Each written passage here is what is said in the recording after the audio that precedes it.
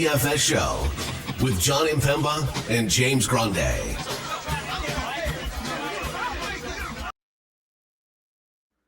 What's going on, FA Nation? John Impemba here with James Grande. Welcome into the Fantasy Alarm NBA DFS Playbook Preview Show. We're looking at two games here on Wednesday. Atlanta, New York, Golden State, Houston. Second night of the Emirates Cup quarterfinals action here. We're recording, watching the Mavericks and the Thunder game in the fourth quarter of this one here. Thunder currently up 10, but Dallas making a little bit of a run. We were watching my lineups tonight where they were doing pretty good, and they got passed by a 50-person lineup train. Lineup trains are the worst thing ever to happen in NBA DFS, but it's a two-game slate. That's going to happen with lineup trains. So, we live, we learn, we look to do better, and we got 2 games here to make it all happen for us. Some fun matchups on this slate here as well. Atlanta, New York, and then Golden State, Houston. We're expecting many a points to be scored in these games. Yeah, I mean, to your point, pun intended, 237.5 implied points in Atlanta, New York, 222 in Golden State, Houston. I think that one's going to be kind of more of like a slugfest. Yeah. But Atlanta, New York is just like 2 top 10 offenses, 2 bottom 10 defenses. Like, here you go, guys. Here's the basket. Do you think that you can score more than me? Because I think I can score more than you. Yep. Narrative Street game. Trae Young in Madison Square Garden is coming off a game that, not the Denver game, but 2 games removed from a game that no player in history has done. 30 points, 20 assists, 5 made threes. Nobody has ever done that. So that night made me really happy and made me very profitable as well, because I played who's covered my playbook. Cover your playbook, Trae Young. That night. So I honestly, like, Atlanta's been one of the more fun teams. I think you can also speak to this because we play a lot. I love it. Both of my guys are questionable for this game, though. One probable, one questionable. Hunter is probable, and Bogey is questionable. Yeah. But it is a fun 2-game slate. A lot of implied points in this one. Knicks have looked amazing. Knicks, John, number 1 rated offensive team in the NBA. Yeah. Currently, Atlanta. I think that Atlanta fell down to 3rd in pace. They did, but still 3rd in pace, and still, where do they rank? I guess they aren't. They don't rank too highly offensively. But obviously, if we looked on a smaller scale over the last 10 games or so, that wouldn't be the case. So it would be a really fun slate. This is an Atlanta team that was missing a lot of players for a lot of this season here. We'll get into it. Short slate here. We go game by game, team by team. We appreciate all of you who tune in. You want to hit that like, that share, that subscribe button. Free way to support the work we do here over at Fantasy Alarm. If you want to leave some comments in the chat, feel free to do so as well. We'll answer those throughout the day before we go live here again at 5 p.m. Eastern time. Let us know who you think will win the in-season Emirates Cup tournament here in the comments section, not just on today's slate, but all teams that are involved in the Emirates Cup. Let's think who will be raising that Emirates Cup banner this year. Obviously the Lakers had won it last season. Who do you think? I'm going to go on a limb here, John. Okay. Obviously we already know the results of one game. Yeah. So it's a little unfair. I'm going to go with the Bucks. I'm going to say the Bucks make a run. Figure it out. Chris Middleton being back, they haven't lost a game with him yet. I like it. I'm still going to go with the Thunder. Yeah, I think the chalk play. We'll take the chalk. I think the Thunder. I think them and the Knicks are the 2 favorites to win it. Yeah, we'll obviously see how the Knicks fare, and I also am kind of, I took a team that already made it to Vegas. True. So. You're cheating a little bit. Not necessarily too fair, but I do think that they are starting to click on, better than they have all year. Atlanta, as we mentioned here, big game total on the board for this one. They are also 6.5-point road dogs here. Ignore all of the Q tags here. Like you mentioned, Bogey is the only one that is a real questionable. I know Jalen Johnson's questionable, but I think we're expecting him to play. He did not play Sunday's game, but I think we're expecting him to suit up for this game here. Trey, as you mentioned, had that wild game. Of course, he also has that sort of narrative in Madison Square Garden dating back to their playoff matchups a few years earlier. He faced the Knicks earlier this season, had 51 and a 23-10 double-double against them, and that was at Atlanta. So can certainly go and play any of these top guys. As I have mentioned, I've been playing a lot of like low roster DeAndre Hunter and Bogdan Bogdanovic.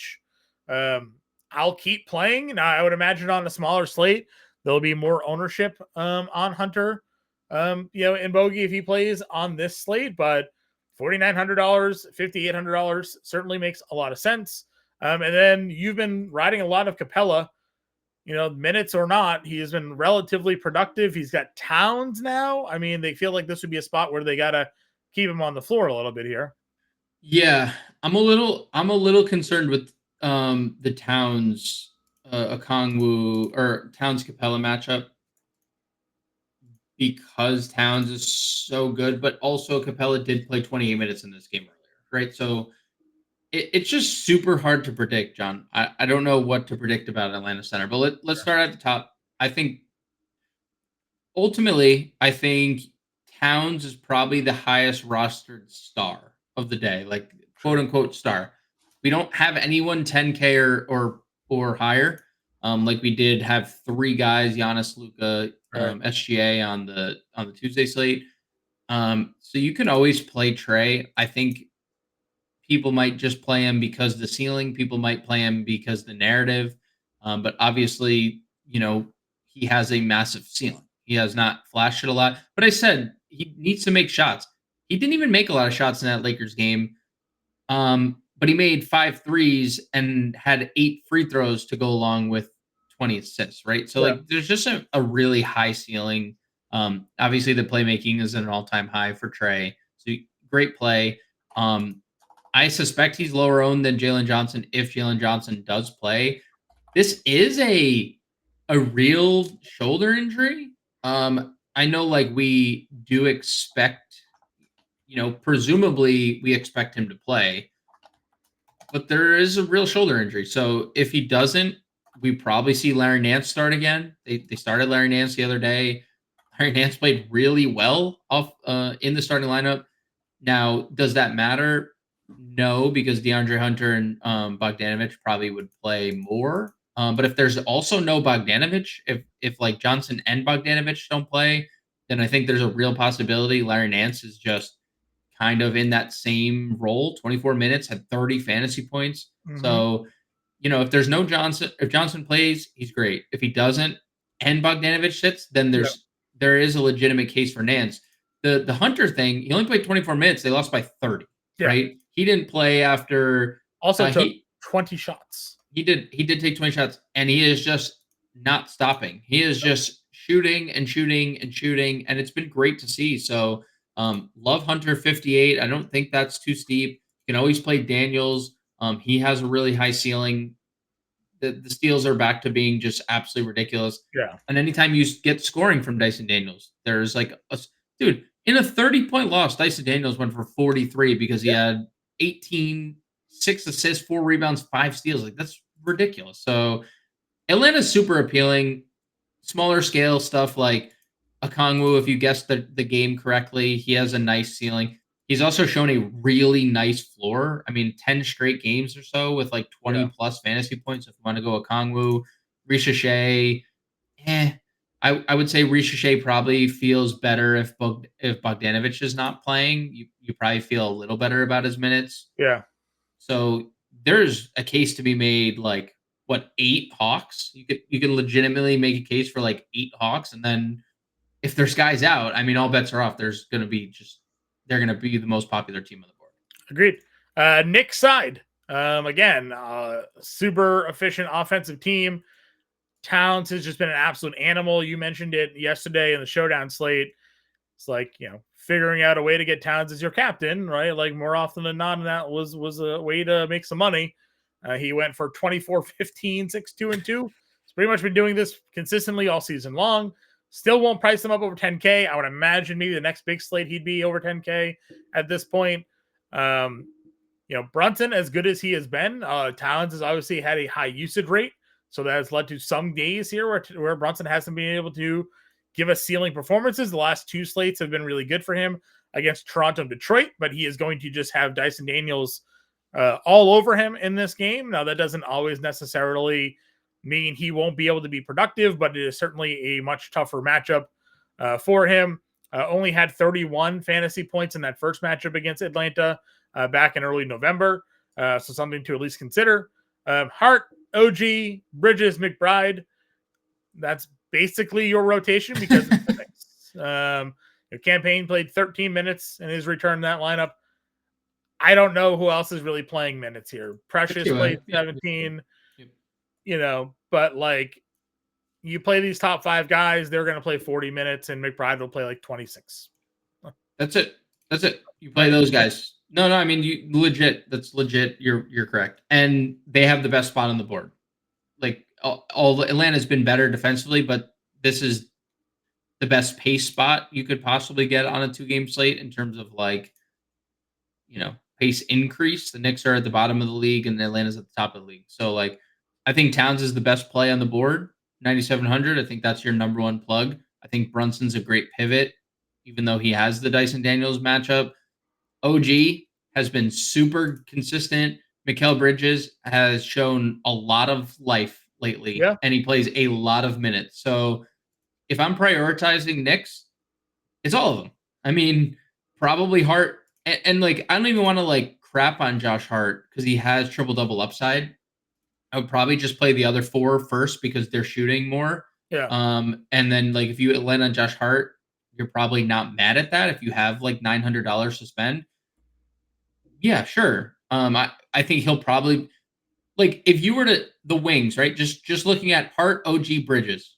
Hart's probably the lowest owned of the 3. I was just about to say, doesn't this almost set up to be like the tourney winning Josh Hart level of ownership where tonight he's the 6%, 7% play and he can go out there and backdoor triple double us, on this sort of slate here. Now I agree with you. I think more people would be definitely in on OG, Bridges, and McBride. Towns obviously $9,700 will be super chalk. I'm very curious to see what happens with Brunson Hart ownership. Agreed. Though I think what you just said is perfect. They're presumably the lowest 2 owned of the bunch. That would be my guess. When first run in the morning, I think they're the lowest 2 owned. Yep, agreed. Golden State, Houston. Start with the Golden State side of things here. Curry, $9,500 and a massive drop off in pricing. Where do you think you're going in terms of Curry when it comes to spending up in the slate? I mean, I think Curry is definitely appealing. We've talked about this a lot, right? This year in competitive Western Conference games or get up games, Steph Curry's been extended. We saw it earlier in the year, OKC, Dallas, back-to-back games, 36, 35 minutes. Then there's a lull, 33 against the Pelicans in a close game, 34 against Denver, 32 and 35 against Minnesota. So those he's averaging 30 on the year, but there's a cap and that cap can go up 5 or 6 minutes. And I think in the cup, we probably get that from Curry here. It's a tough matchup, obviously, but he has a ceiling. We just saw it. He went for 50. He gets extended and he went for 50. That's basically what happens when Steph Curry gets extended because this year has been amazing for Steph peripherally. I mean, the scoring is down from past years, but the peripheral stats are not. So I'm definitely interested in Curry. If I'm sure there's plenty of lineups that start Curry Towns or Curry Trey or Curry Trey Towns. People just trying to go crazy with it. We've talked up a lot of Draymond this season. He's still been, really good, even coming off of a down-ish game. From a scoring perspective, just 5 shots. Didn't hit a 3 in that game. 6,700. This is definitely an interesting slate where there's a lot of guys in the 6K range to build lineups around. Where it felt like on the Monday or the Tuesday slate, we didn't really have a lot of mid-tier options, right? We had top price guys, and we had a bunch of guys in the 5 and 4K. So, you have Draymond, you got Wiggins. Kuminga obviously had some monster games lately.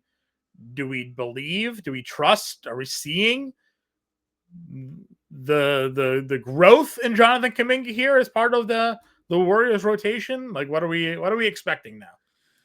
So I do think this is, coincides with, I don't think it's a coincidence he's starting. Yep. And these games happen, right? He is a super talented player that has just been limited until like they were just like, screw it, let's unleash this guy to the world. And it's either one, because they're using him as trade bait. Yep. Because obviously there's all this talk about everybody has heard it. And he would almost certainly be included in those deals. Him and Pajemski, who were both like, they were like trying to keep one, and they're probably willing to at this point get rid of both. Like if they, so it makes you wonder. One, is it we think that maybe we have that second star with Kuminga, or two, they're trying to prop him up and be like, hey, look, this guy can play 30 plus and be an elite scorer, which I thought they needed from the jump. And obviously Steve Kerr, whatever. Right. 5,400 I mean, obviously the game against Houston the last time was sans Curry. Yeah. Where he has 33 actual. So it's not like, that's not the easiest thing to just be like, well, he did it last time against them. But then he did pretty well offensively against a really locked in Minnesota defense. Yeah. So, yeah, I mean, I think Kuminga is going to be a very popular play. 5,400 again, last game, no Wiggins. Both his last like two big games came without either Steph or Wiggins. So what does that mean in terms of like shot volume? It's not like he's afraid to shoot. He's never seen a shot he hasn't liked. So, right.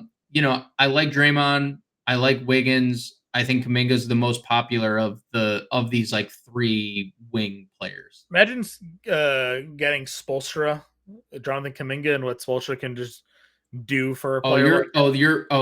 This is the Jimmy thing. Yeah. Jimmy. Yeah. Makes sense. I mean, it makes sense. If Jimmy, again, it's the NBA. These players, for whatever reason, can just dictate wherever they want to go. If Miami's like, all right, we're trading you, Jimmy, and he's like, all right, I want to go to Golden State and play with Curry. Yeah, I mean, Eric Spoelstra, we've all agreed on, is a super talented coach that gets the most out of players. Like, you give him this like unfinished molded clay of Jonathan Kuminga 6'8", like wing that can do everything. Everything. Oh yeah, he'd turn him into an all-star, most improved player within 2 years. Right? I'm not gonna lie. Thinking about that, him, Bam, and Hero would be fun. That's fun. Sounds fun. That sounds fun. And you know what? You can count on him playing, unlike Butler, who sits out like every other game. So, anyways, Kuminga, Pajemski, both of those guys, I think would be interesting spots for them. On the slate, as you look down for some value, I don't know what you can trust and can trust. Hield randomly, played 35 minutes in that game against Minnesota. No Wiggins, right? So, if Wiggins is out, Wiggins is going to play. Wiggins is going to play. Kerr came out and said he's going to play, so I assume he plays. Well, we never know. It's Andrew Wiggins, right? Sure. So we'll play. We'll see if something happens there in the middle of the day. But without those guys being out, it's very difficult to project their bench rotation, right? For the most part. Yep. Houston. Wait, I would say one person you can probably project is Kevon Looney. That's probably it. They moved back to that Draymond starting lineup, but Looney still played the 21 minutes. I'd assume with Şengün, Steven Adams on the flip side, I'd assume Looney is pretty locked in over Jackson Davis. Time to start looking at some Looney rebound props. Time to start looking. I mean, dude, he has been super good. There was a long stretch where he was coming off the bench, and Vegas just had his rebound props at like 6.5. You're like, you just keep playing that. He's going to have them within his first shift. Yes. All right, going to Houston. This is where it certainly gets fun. Yes. Şengün, questionable. Şengün is questionable. All right. If Şengün does not play, Steven Adams also questionable. I said, Adams questionable. They could go in a variety of different ways with the way that Golden State plays. You could get Atari Eason 5 lineup. Yeah, him and Jabari in the front court. Yeah. Right? And a lot of these guys, again, not priced up all too much. Van Vliet, as we know, is capable of putting up some big time performances. You take Şengün off the floor, the assist numbers probably peak a little bit more for FEV. Amen Thompson, Jabari, Tari, Brooks, Jalen Green, all of those guys have ceilings. We've been playing a lot of Tari Eason and a lot of Amen Thompson this season, just in general. So I really wouldn't necessarily think that those two things would change for us here. Anyways, 41 fantasy points last time in 39 minutes for Amen Thompson. These guys have been wild when given the extra run. This feels like a nightmare to have you sit on 2-game slate, John, because there are so many different outcomes here.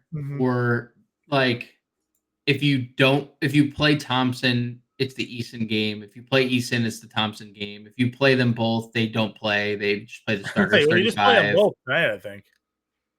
And then if Şengün's out, what would you guess? Şengün out, Adams out. Would you guess they start Landale, or do you think they just play Tari coming off the concussion, or Amen Thompson and they just go small with like? I mean, I think they could go just play small ball here. Yeah, because Kuminga's the four. Kuminga's a 6'7", 6'8" power forward. Like you can play Dylan Brooks or Amen Thompson or Tari Eason as your. And wasn't there? Didn't somebody say the Rockets were the betting favorites to land somebody as well? Ingram, was it Ingram? De'Aaron Fox. Let me see. Me Rockets. Let's see. It was Jimmy. Is it Butler? Yeah, Butler. Just so the Rockets are the favorites to land Butler, right? Okay, so Warriors are second plus 300. Rockets are plus 250 according to Bovada. I think the thing with the Rockets trading is that they've obviously and anything can change, but they've been so open. We don't want to trade these guys. We want them to develop. Well, they don't want to. They've come out reports where that they're not trading Eason and they're not trading Amen Thompson. Jabari Smith. Yeah. You trade Butler, Jalen Green could go, Jabari Smith could go in that trade, right? So, a deal has to be centered around one of those two. Yeah, people. I mean, there's two like that. They're 16-8 in the West. Yeah, 3 seed. Yep. It is a good time to strike if you're going to make a deal. And if I'm Miami and I'm looking at my team composition, doesn't it feel like power forward is a bit of a weakness for me? Right? You're rotating Jovic, you're Highsmithing. Well, Highsmith is now, just Highsmith playing a lot of Kevin Love.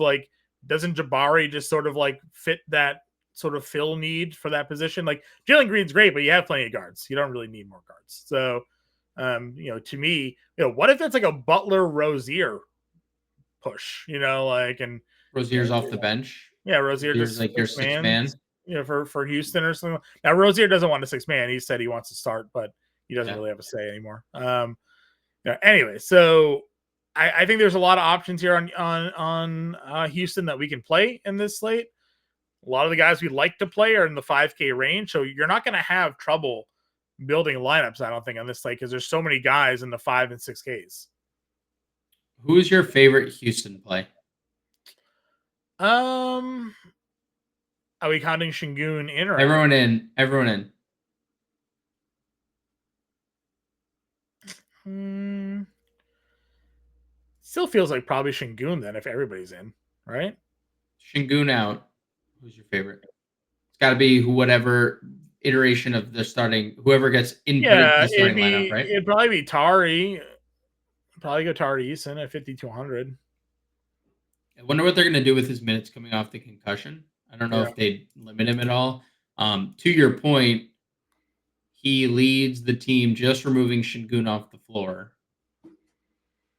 1.19 fantasy points per minute. That leads the team. No Şengün. Jalen Green second. Amen Thompson and Fred VanVleet tied for third. He has just always been just a freak. Just a freak. Freak fantasy player. He is a freak fantasy player. And again, I'm not going to sit here and say we knew it first, but for those of you who have been watching us for as long as we've been doing this, we were talking about Tari Eason's summer league being this guy in the summer league was unbelievable, just a fantasy point per minute beast.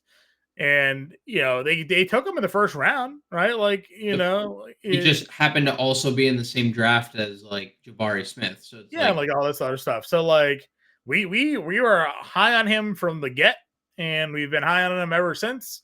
When this guy plays, watch out and look what he does. You see our boy Cam Whitmore, monster dunk in the G League over the weekend.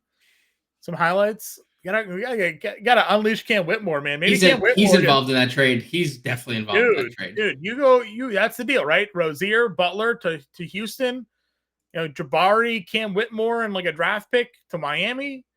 Now we got unleashed Cam Whitmore in Miami with Spoelstra. Look out. Look out. Go check out the Cam Whitmore dunk, man.